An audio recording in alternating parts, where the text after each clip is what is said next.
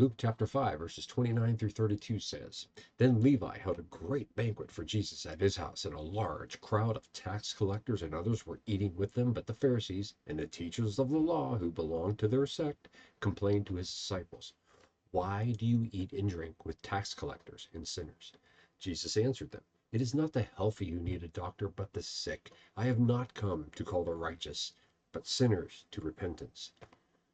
A banquet full of tax collectors and sinners. That sounds like a great party. All kidding aside, notice the dumb question, why do you eat and drink with tax collectors and sinners? Well, half dumb. I mean, it is kind of weird having a banquet with more than one tax collector invited, but the answer is sort of obvious as to why the disciples are eating with sinners, because that's all there is besides Jesus.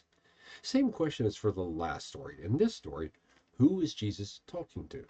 The tax collectors would, of course, know that they were tax collectors. Tax collectors tended to be looked down on as kind of traitor at this time, but they would not object to being called tax collectors.